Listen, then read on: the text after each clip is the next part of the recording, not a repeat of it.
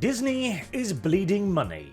Quite a lot of money, in fact, as the earnings call released just the other day confirms and hints, sorta, pseudo, kind of, at the reason and potentially a Disney solution? Well, we'll have to wait and see on that, but there were some interesting little tidbits released during the earnings call. Amongst others is that Disney is still continuing to try and play hardball with Florida, basically threatening that unless their special district privileges are maintained, then they will no longer be able to invest billions more into Florida and their park in Florida. Their personal fiefdom, that is, more correctly. I doubt that's really going to work at this point because DeSantis hasn't declared war on Florida because they weren't paying him enough money. He's declared war on Disney because Disney has become a political actor, agitating specifically against him in his own backyard. That's just... It's a very bad fight to pick, Disney, but details. Onto the more immediate and new thing here is, of course, Disney's profitability, or more correctly, the lack of profitability, as not only aren't they earning any cash from their core key investments these days, like their streaming services, they are losing money, and their various merchandise and affiliated IP income as well is also falling quite drastically, as it turns out. Nobody really wants to buy what Disney is currently selling. Huh. What a shocker. I feel like most people could have told Disney this years before they started, but oh well, here we are. And hey, it's hardly bad news now, is it? But they are apparently finally beginning to realize at least that something is going wrong, or maybe anyways.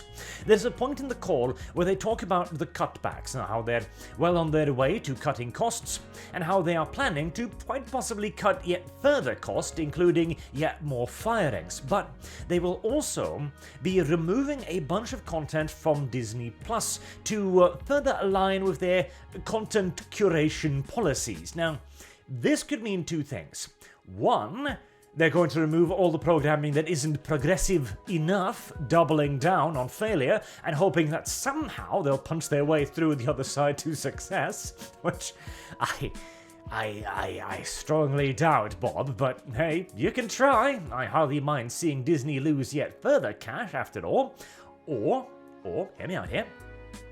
They also mentioned several times that they've been producing a lot of streaming content that simply hasn't been worth it, that hasn't been driving subscriber growth at all, and have in fact been net detriments to the overall service, even going so far as to mention specific marketing campaigns having apparently been not only not very useful, but actually damaging to the product they are attempting to market. He mentions here The Little Mermaid, amongst other things, and Avatar: The Way of Water, whose own marketing campaign was awful.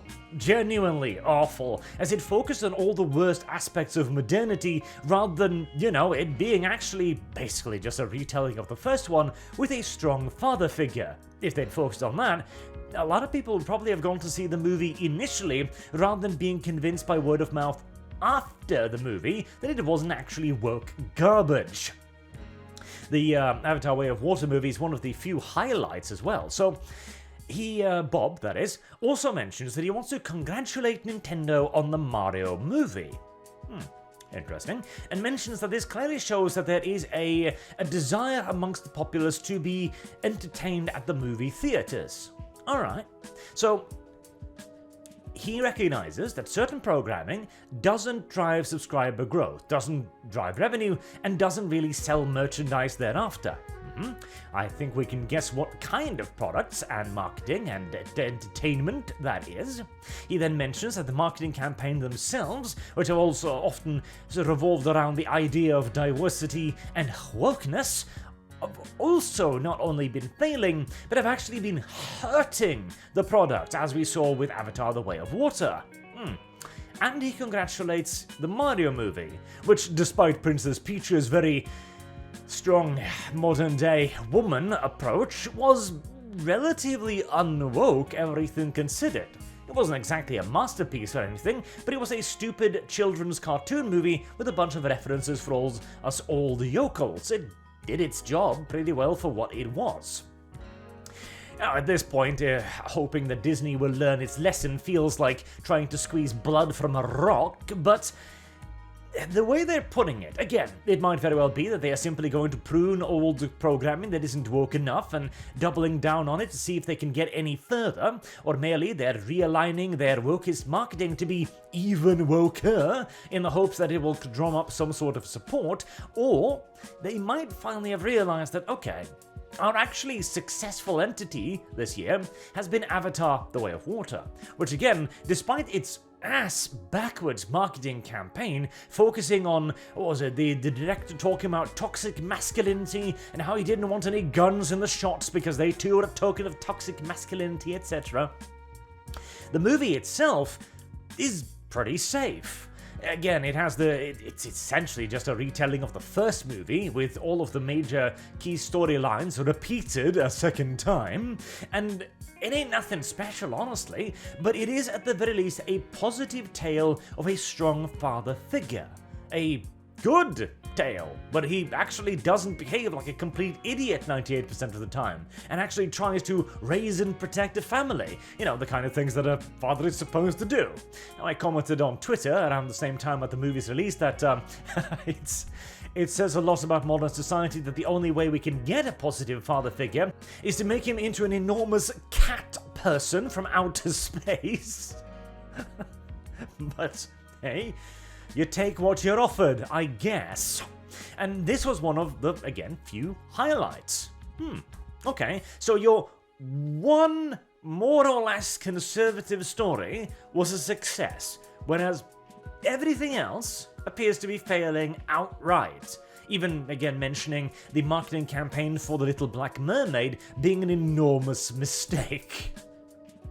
Hell, at this point, the movie could be great, and it's still going to be considered absolute awful garbage, simply because it has hammered home every single wokest talking point, whilst also looking like pure shit from every single trailer. It's also been hammered, apparently, in the early reviews as well, so I'm looking forward to that one.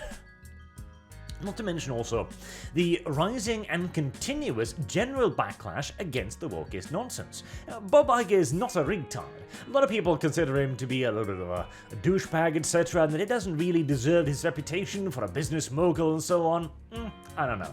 But he has made relatively sound decisions in the past, even if they were by mistake or whatever, and he must be able to see the changing environment. If he isn't ideologically convinced, that is. If he is, nothing's going to change his mind. It just simply ain't going to happen.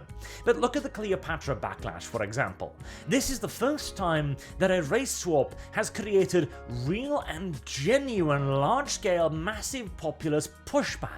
Or the Bud Light disaster, where they decided, well, what's hip and chill with the kids these days? The transgenders, that's cool, right? Let's get one of them to advertise our beer and say, sports, you know, sports teams ball things.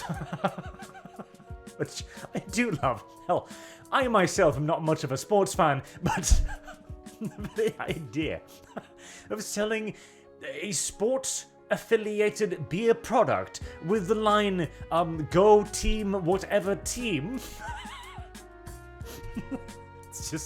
It's actually brilliant when you come to think of it. And it has become, well, the Conservatives or the right wings, one of its few truly effective mass grassroots backlashes. The left began its cancel culture by simply taking things that everybody agreed were bad and then stamping that label onto people. Back in the day, the reason why calling someone a racist or a Nazi was so devastating was because it was something inherently bad. It was negative. Everybody recognized it to be a negative. And so when you were called that, not only were you like, I'm not this thing, you were very much on the defensive as well, making you look guilty. And everybody else recognized it as a negative thing. Is one of the reasons that while initially at least, the left wing didn't have to use force to cancel people. The accusation was enough, whereas now they have moved on to far more aggressive measures, shall we say. In this case, the right has managed to recreate that effect. It has pointed a finger at Bud and gone, cringe. And so now it is. Now Bud Light has become a cultural phenomenon in that you don't buy it, you don't drink it, because if you do, well, you're cringe. You're the weirdo who likes the strange transgender beer that everyone else hates. Hell, most of the people who are doing the boycott right now, the normies, can't even articulate why or how this is bad or the reasons, but they know that Bud Light is arse. Disney themselves are also seeing the economic consequences of their repeated bad decisions. The Star Wars franchise and its ever-falling merchandise sales is undoubtedly indicative of this. The recent failure of the awful Peter Pan and Wendy movie is yet further, and if yet another reminder will be required, I am sure the Little Black Mermaid will be more than happy to acquiesce to that particular Disney request. Furthermore, again, the various investors calling in are clearly not particularly optimistic. The best case scenario, they're like, well, I'm happy you're optimistic, but can you talk about the continued losses? Disney's not in a good area right now, and if they're intelligent, this might finally be the point at which they begin turning things around a little bit, but at the same time, they're also in a little bit of a tricky position, because DeSantis has already painted a target on their back, and it's a very profitable target too. Everybody hates Disney now, and so beating them over the head with the largest bludgeon he can find is an extraordinarily effective and beneficial PR tool, because no matter what he does to them, no matter how unfair or politically motivated it might be, everyone's simply just going to cheer. And so moving away from the only allies, quote unquote, that he has is not a very good idea for Bob either. Alienating the wokist horde right now, well, he's not going to be able to regain any favor from the conservatives for quite some time, not without making huge and large wide-spanning concessions, which is going to mean basically surrendering completely in Florida, which he doesn't want to do because that special district, as much as in the earnings call he tries to play it down like, oh, this is totally nothing special, this is fine, it's okay that we run our own nation within your state. He knows for a fact that this is a key core component of Disney's success, especially as their only income and revenue, actual earning stream right now, is the parks. Losing access to these special privileges will be devastating. I think he's found himself in a really uncomfortable position where he probably, I'm presuming here, sees which way the wind is blowing in the larger American market, but he can't actually turn into those winds because if he does, a bunch of angry woke Islamists will start spitting and peeing in his face.